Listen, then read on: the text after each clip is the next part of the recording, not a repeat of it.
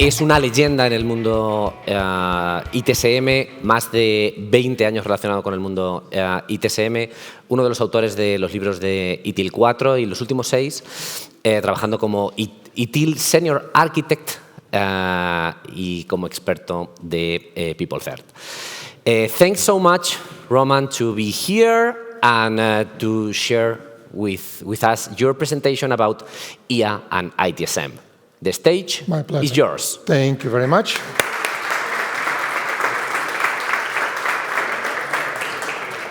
I have no idea what was said there. I hope it was all true. Great to see everyone. I wasn't here last year, and it was a mistake that had to be corrected this time. Very pleased to be here. Thank you very much for having me. We are talking about AI, of course, because everyone does, and we are talking about ITSM because I am not really capable of talking about anything else. And yes, I am, no, not that silver fox, but I am a senior ITIL architect, which means if you don't like something in ITIL 4, it's probably my fault, and I'm the one to blame. If you do like something in ITIL 4, content-wise, then there is a long list of participants at the end of every publication. Many people have made it well, and I did what I could to not ruin it completely. If you don't like something about ITIL 4 prices, marketing policy, or anything else, I have nothing to do with that. Don't blame me for that, please. We are going to talk about AI first in general, but then in IT service management, and then even more narrow focus in ITIL. The last half slides are about ITIL. So what is happening with artificial intelligence, and maybe specifically with artificial intelligence, with generative AI, the fancy AI which we all like to talk with. So first of all, well, let's have a look at the adoption. What's happening, whether we are using it yet, whether businesses are using it yet, whether IT service management providers, IT service providers use it, and whether it's really time to use it the way we do. Then probably there is an important distinction that we will have to address between boring AI and exciting AI, so narrow AI and Gen AI. And also, yes, it is the new black. Everyone is talking about it, but we need to acknowledge that it's also a new black box, and we don't really know what's inside. According to ChatGPT, so in this presentation, we will have two types of data. One data is what has been hallucinated by our famous AI. There are links to the sources. It's unverifiable, but looks plausible, which happens a lot when we talk with AI, doesn't it? And the second type of data is data which we sourced, or some other people sourced via research. It's verifiable, and there will be also links on the deck. In the deck, I didn't put the QR codes. I don't expect you to start going there right now, but the deck will be available, and the links will be clickable. So far, I know only one that is slightly outdated, but I'll point to that one. So according to AI itself, boring or narrow AI, so what we used to know under boring name of machine learning, and now we call it just another facet of AI, it has already passed the through disillusionment and is currently slowly climbing up the slope of enlightenment to plateau of productivity. We are talking about data collection, data analysis, summation or summarization of various sources of information, about generally advanced analytics and machine learning and stuff like that, that has been around for quite a long time and didn't sound as exciting as the latest versions of AI products. When it comes to Gen AI, to generative AI, to large language models and similar things, it used to be positioned somewhere between the technology trigger and peak of inflated expectations by ChatGPT a couple of months ago. I keep asking this question roughly once a month just to see what ChatGPT thinks of ChatGPT. And now it's somewhere over the peak of inflated expectations, so we are about to see how everyone is going to be saying, okay, we are disappointed. It's rubbish. It's not just rubbish, it's amplified rubbish. So rubbish in, amplified rubbish out. That's how AI models work. So according to AI itself, it's somewhere there, and we are still very excited, but trying to get sobered about it. According to a survey that was conducted largely in American market, but there is also some European-based data by ITSM.tools together with one of the ITSM vendors, which is called Atomic Work. About 3/4 of normal people, because end users is another word for normal people, already use AI tools like ChatGPT or similar for their work, either in a shadowy, like gray IT, shadow IT way, so without approval or recommendation from the business, or with approval or recommendation with the business. Businesses sometimes just don't know whether your marketing specialists put together their marketing texts themselves by copy-pasting from the previous versions, or by asking ChatGPT to copy-paste that from the previous version. We don't know. We just receive yet another fancy-looking and generally hard-to-understand marketing text from them and put it somewhere on the website. At the same time, when we ask about official use of AI, adoption of AI at the corporate level, at organizational level, then again, mostly in America, this data, mostly from America, this data is, but nevertheless, about 20% are planning, about 24% are playing, about 14% are running some pilots. So generally, official enterprises are, as usually, lagging behind their employees. And interestingly, that in about 2/3 of our cases, the originator of this initiative is IT. So yet again, IT is coming to business saying, hey, we found a wonderful new way to create value for you. And business in 2/3 of the cases said, okay, try. And about 1/4 is an excited C-level person who comes from some conference and says, great, I found a way to get rid of about 1/4 of our employees by adopting ChatGPT instead of HR, IT, and some other people, and marketing, as I already mentioned. So in those organizations, C-suite generally requires or demands some AI adoption from the business. Allegedly, again, according to people who are adopting it, we will have better data analysis and therefore better decision making. We will replace all our support agents with chatbots, and people do, and that's awful. If you ever tried it on the user side, improving employee experience. Again, if you managed, for instance, to get hired as an employee, because another area where our businesses are widely adopting AI is the initial filtering of their incoming CVs. And that reminds me of an old joke about a hiring manager who comes to their office in the morning and looks like there is a stack of CVs that have been brought over the last period. He takes about half of them, throws them in the rubbish bin and says, we don't hire people with bad luck. And that's more or less how those AI-enabled filters often work. And we just don't know who we didn't consider as a hiring organization.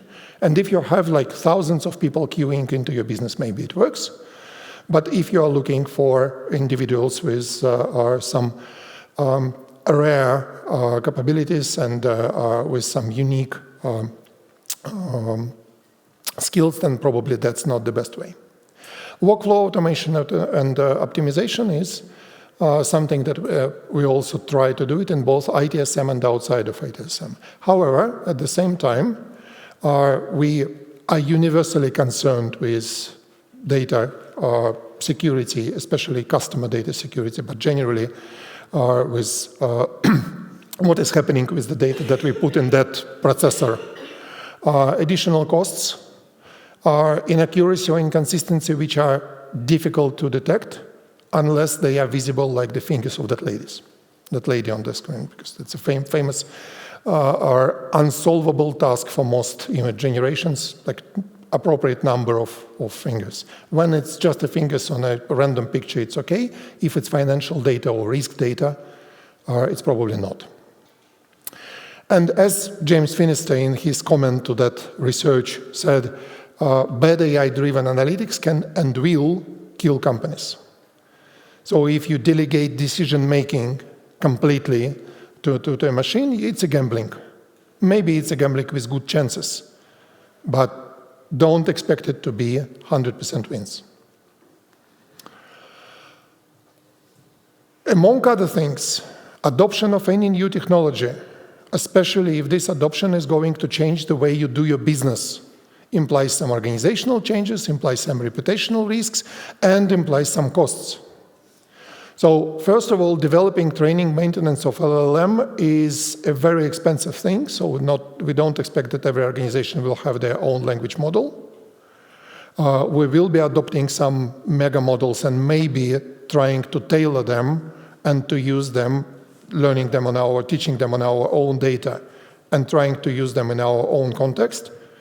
But the general platform is a very expensive thing, so we cannot expect to have our personal ones, at least not in the near future. That's the link that is old, so it was barred that day, so according to Gemini.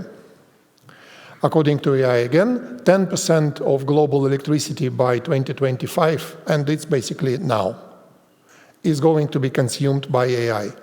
I cannot verify this, I don't know, but according again to our various repeating with small variations statements, including those coming from AI models, a cost of processing a simple request by a large language model is approximately cost in this case doesn't only refer to actual money. It also refers to, for instance, carbon footprint. So carbon footprint of processing a simple request such as what is so-and-so by Gemini or ChatGPT is approximately 17 times higher than the cost of processing the same request with a simple Google search. So I have no idea whether it's 17 times or 15 or 5, but it's certainly more expensive. And it will be more expensive for quite a long time. And what will happen first, the carbon footprint will be unbearable for us because we fancy asking stupid questions to seemingly intelligent models. Or they will find a way to, those who develop the models will find a way to make it affordable. I'm not sure. So it's a very expensive toy sometimes. And of course, it also comes to the cost related with job displacement and retraining. And every time something like this happens, we like to say, don't worry, those 100 people who used to do some simple repetitive job, they will not be on the street, they will all be converted into AI prompt engineers. They will not. I mean, some of them probably, but we don't need that much of AI prompt engineers, otherwise the benefits listed on the previous slide would not be there. It's not about just going from one routine job to another routine job. It's about displacing some people, and yes, they will have to be retrained. Not all of them will be retrained in a way they will like. So it's a cost and also, of course, risks, and management of AI-related risks is not free either. There is no free risk management. And what risks are those? I already mentioned the carbon footprint, so environmental, energy, e-waste, resource depletion. We use enormous processing capacities for sometimes unnecessary tasks when we are excited with generative AI these days. Societal risks. Job displacement already was mentioned, bias and discrimination, and it's not only about bias in the models and discrimination that is done by the models. Sometimes when we try to address it, it really produces funny outputs. I was playing with one of these image generating models to create an image that would at least somewhat resemble our teenager who lives with us. The model insisted on him being of a black color skin and just refused to make him of any other until it was explicitly asked to draw an Irish teenager.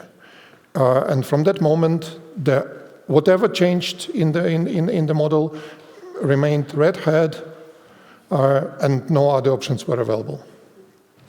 So we try to address that bias. Engineers and authors and architects try to address that bias, sometimes really clumsily, and sometimes it just puts blocks into some requests that may be, however, overcome if we really try to. But more importantly, or maybe not more importantly, but equally important, is another factor, is the discrimination related with access to these tools. In certain areas, in certain societies, for people with certain financial or educational background, we just don't have access to the tools that are seemingly shaping our tomorrow's economy. So countries with lack of internet access, with lack of certain IT skills are even further behind those who are pioneering these things. And then loss of control and trust, and, oh yes, important one, the big brother, privacy violation and surveillance. Face recognition are used without our consent for not always security, but sometimes political reasons or corporate reasons or whatever other reasons that we didn't give our consent to. And yes, economic, concentration of power and wealth, which is related to the discrimination.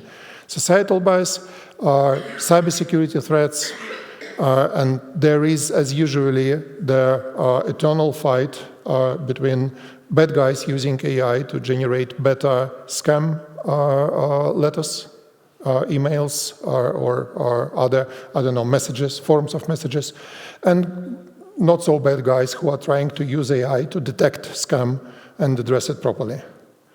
And just like with virus and antivirus, it will be probably a forever fight. And a lot of consequences we just don't know. Unforeseen risks in this case are certainly there, and by definition we have no idea what they are. Maybe there will be positive risks among them, we don't know. So all that is quite a universal thing. And I wouldn't be boring you with all that if it wasn't necessary to keep these trends in mind when we consider adopting AI for service management. So what do we do in service management? First of all, many ITSM platforms leverage narrow AI, and for quite a long time, and just hasn't been marketing this as AI, so we didn't pay that much attention. Incident prediction, ticket routing, or chatbots, and self-service portals. So from, again, the same survey, virtual agents for employees, for internal employees, about half of the organizations use it. RPA about 40, smart analytics about 40, virtual agents for staff 34. So we have quite a good adoption of these tools, and they have been there for quite a long time. When it comes to the exciting AI, also known as generative, again, if it comes from the top, then it comes more or less like this. So we need more of whatever is the latest thing on the market, and today it's AI. But if you look at this a bit more seriously, then many we observed it at the Service Desk Show, the SEEDS conference in London last month, where many vendors were showcasing their tools, and pretty much everyone is showing something AI-enabled. So our specialists or agents co-piloting is probably one of the most adopted and our most successful so far. And my personal opinion is that that should be co-piloting rather than a total replacement, because it's a good assistance, but it's not good enough to replace humans yet. Information summarization, especially when it comes to long charts or long history of text exchange or some large pieces of data, especially from different sources or from different channels. Knowledge content creation and update based on what we have, knowledge management. I would add from myself that in my dreams, if I am optimistic about AI, there are 3 areas which everyone knows in ITSM are a must. Everyone should have that. Everyone understands why we should have them, and no one has them. Service configuration management, the way we want it to be, knowledge management, the way we want it to be, and IT asset management, the way we want it to be. And one of the main reasons all these 3 are not as good as we dream is because they all deal with a lot of disparate data, which is really hard to put together and to make sense of. And this is what AI is supposed to be very good at. So I am very curious and actively monitoring what various vendors are trying to do to improve knowledge configuration and asset management using AI and putting together and connecting dots from different sources and keeping them alive and up to date. Cannot report any huge success yet, unfortunately, but that's interesting. According to IDC, there is a link, but be aware that full access to this report it comes with a price tag of 7,500 euros. And I will leave for you, if you decide to invest, to judge whether it was worth it. But if you look at the free, let's say, abstract of that report, then you will see that according to the report, this is what is the potential future implementation. Knowledge management, I would agree, but it's already there, or at least according to our friends from Atlassian, will be there by the end of this year. We've heard this morning. Incident management and response is largely there already. Workflow automation is actively improved with AI. Problem resolution it really depends on what we call problem resolution, but can be already there. Telemetry management and business-oriented offerings is actively there. I am a bit surprised that according to this report, these things are potential future implementation. I would move half of them at least up to the list of what is already happening, which is just an indication for me of how fast this industry is changing. So some analysis from another friend from Atlassian. Those of you who attended this event last year may remember Akshay. I believe he was speaking here last year.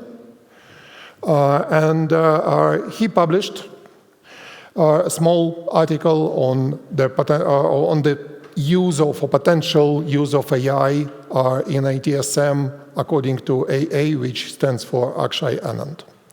3 E's are there. It's enforcing, enabling, and enhancing, depending on what complexity we are dealing with. I assume everyone here is familiar with Canevin and Canevin model of different levels of complexity, of course. Yes?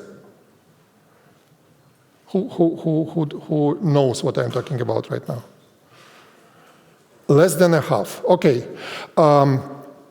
We live or we deal with situations of different complexity, which means we more or less understand the causations and correlations between what is happening and what has led to it. In ITSM case, the simple or obvious domain, also known as clear, is, for instance, service request management.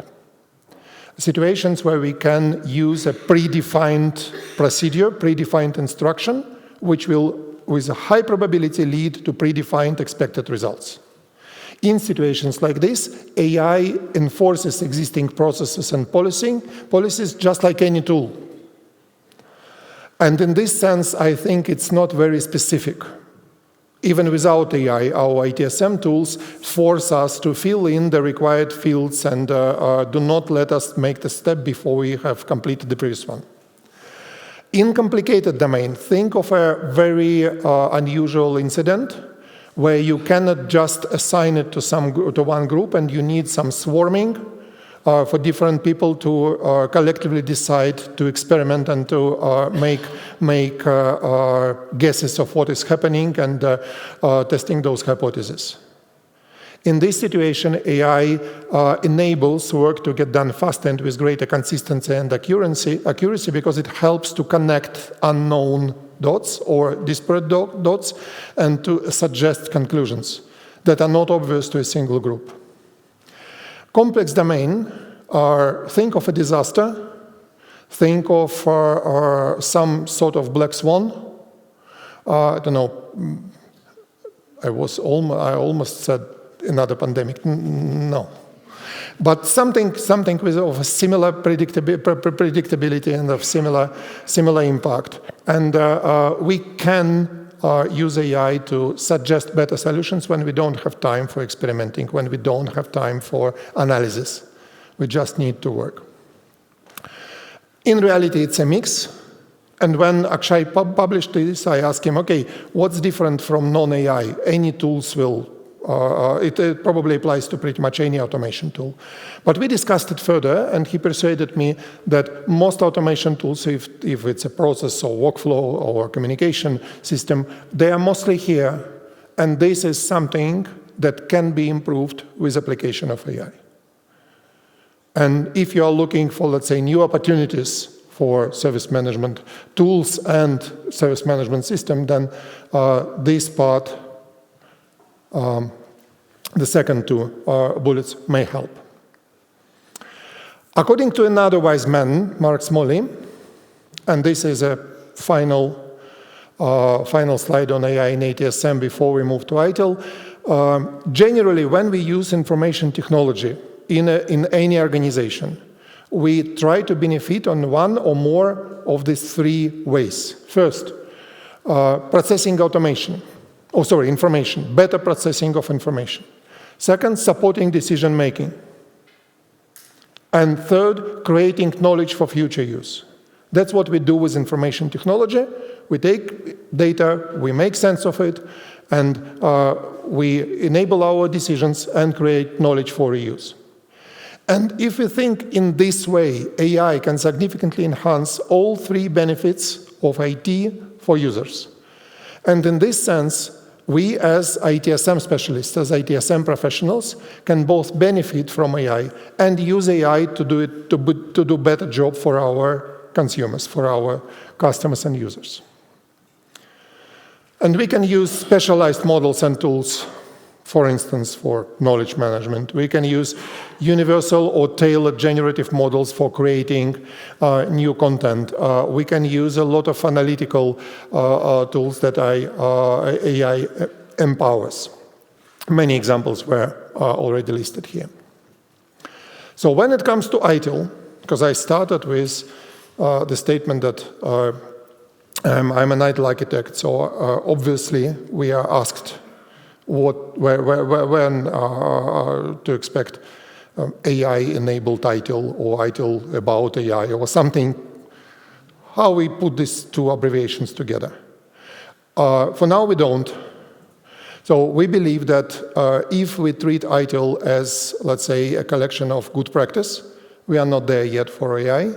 There is no good practice for use of AI in service management yet. Whatever we publish will be outdated before we manage to publish it. And it's about 90% of this is related to maybe 80 to the fact of the really fast development of AI, and about 20 to really slow ability to publish new things on our side.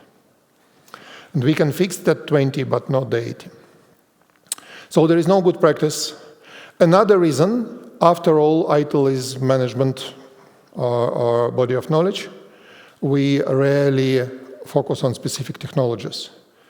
There have never been like how to do service management with wireless networks, how to do service management with internet, how to do service management with clouds. There is a book like that, but it's mostly about adopting clouds and without dying in the process. So it's more a cookbook for adoption of cloud technologies rather than service provider guide. It's a book for service consumers. So instead of making a new book on ITIL and AI or changing ITIL, putting AI inside, what we are working on is a number of smaller formats, white papers, webinars, short videos, that are first of all focused on dealing with shadow adoption of Gen AI and with ethics of AI, and generally with risks and costs. More helping to make benefits, to achieve benefits from AI without dying in the process. And less so about how to do your service, your, change enablement with AI. Although, when we are right now updating the 19 practice guides out of 34, there are practice guides in ITIL. ITIL has practices. There are 34 of them. Each practice is published in a practice guide. These practice guides, half of them, or almost half of them, were updated last year. And another 19 are being updated right now and will be published hopefully next month, the updated versions. And when we were updating them, then for the technology part, we explicitly asked those authors who are working on them to do some research and to include potential impact of adoption of AI on some of the practices. And for some practices, it's really serious impact, and it's already there. For some, it's one of the factors, maybe not the main one. So there is some material on this, but I wouldn't call it AI guidance in ITIL. And we are working together with vendors to publish some cases and examples of effective use of AI in various aspects of service management. Speaking of vendors, you may know that there is a vendor accreditation program in ITIL. So there are assessment criteria, and we accredit tools to confirm that they make sense from the ITIL point of view. And 4 practices specifically have AI-related criteria right now, and we are working on reviewing criteria and maybe including more AI-related criteria. So something that we would expect from a good ITSM tool to do using AI. Work in progress, but I am just indicating the direction. Finally, have you heard about MyAxelos? Is there anyone who is a member of MyAxelos, also known as PeopleCert membership here? Less than a half again. Seems to be a very popular platform. We are right now running a series of webinars there with various interesting people, including James Finister, whom I quoted, and Akshay actually already presented. And tomorrow there will be a webinar from the guys who are behind the research I mentioned. Unfortunately, for those of you who are not members, membership is a paid membership. It's about £100 per year. But it gives you access to not only events like that webinars, but also to all 34 practices I mentioned, which is in total about 2,000 pages worth of very practical ITIL, unlike other books. So if you use ITIL, I would say this is the best investment. It's cheaper than any training or even one single book, and it gives you more value to every invested euro. That's what I wanted to share about our view, ITIL view on AI in ITSM and beyond ITSM, and specifically in ITIL. I hope it was somewhat informative, somewhat entertaining, and we might have some time for questions. Do we? Thank you. Thank you. Thanks so much, Roman. I really love your vision about AI. Not so. I'm not sure if you are more realistic or not so optimistic like other future brilliant visions about AI, and I fully agree with you to be more prudent, to be more quiet, and not serve. What is the impact? I really enjoy your presentation. If you need any more skepticism, you know where to find. Yeah. I'm About pretty much anything. Yeah, I fully align with you. Let's go. Why do you think that the majority of IT companies are still thinking about implementing AI? That's not what I think. That's what the research showed. So they surveyed, if I remember correctly, about 500 companies, mostly in the US. And they were asking IT people and business executives. And then there are obviously there is some variations in their answers. I believe that is from the business executives. So they say, no, nothing that we are aware of, which means something is going underground probably, but officially they are still thinking. So it's not my opinion, it's the result of the survey. Yeah, indeed, all IT companies in the world are working to add AI, but not thinking about it. And thinking is always and thinking is always fine. That's important. Don't stop thinking. Thank you. Before you pronounced it, I didn't notice. If it's the way it's on the slide, I will not be clicking back now. But the survey was not about IT companies. It's about various businesses. So it's a business adoption rather than IT companies are all in AI. Yeah, even if they just produce, I don't know, printers. Thinking and not thinking on it, but yes. So next question: do you think companies have the capacity to invest in both retraining staff and implementing AI? On average. On average, yeah. I think it's a weakness. I think it's a zone of risk because companies, they don't explicitly afford both or will certainly prefer implementing AI and find a way to not retrain staff, especially if there is no sufficient, let's say, social protection. If we live, the wilder the West we live in, the more likely that people will be just sacked. It's a significant risk, I believe. Yeah. On the other hand, in that type of companies, people can be sacked without any relation to AI, just because the boss is in the wrong mood today. So I think it's a problem because, speaking more seriously, I don't think that when companies consider this, they include retraining staff in the budget of the project of implementing AI. In the ideal world, they would. Just like we implement a new system, we decide what we do with the previous one. We implement any tool of automation, we decide what to do with the people who used to do this job. Same here, but I would not expect that majority of businesses consider retraining staff that they don't need anymore because it's replaced by AI. Retraining staff to use AI, yes.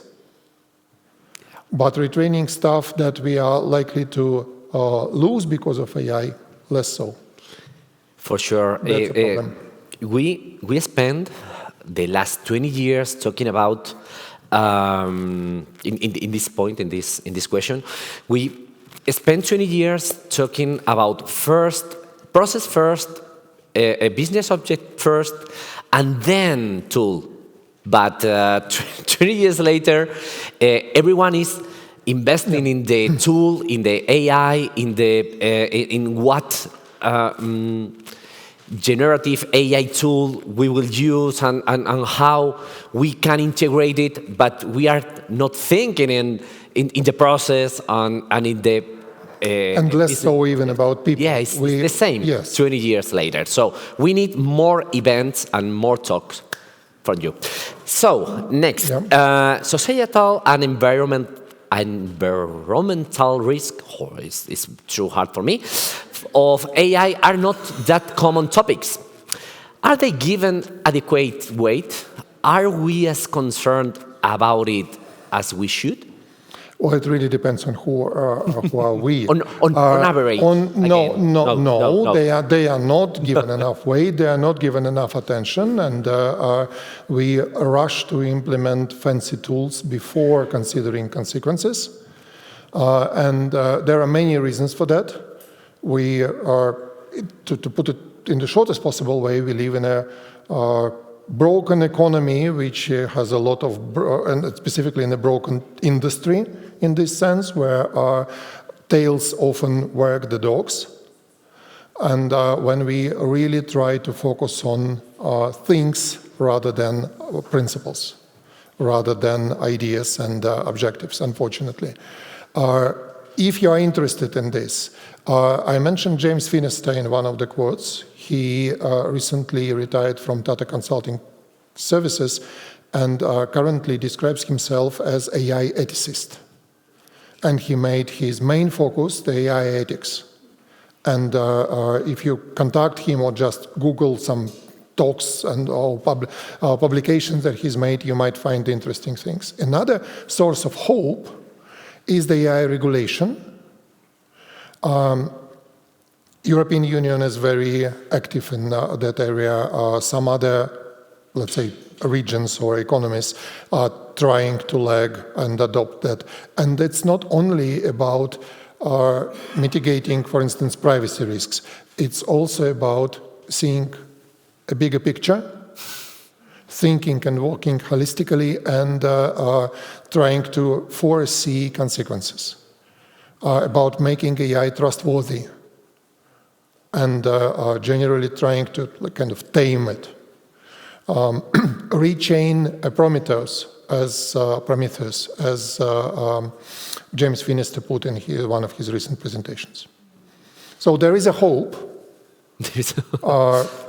We'll see who will survive. Good to know it. Yeah. Thanks so much. Thank you. Roman, my pleasure. And enjoy the rest of the day. Thank you very much.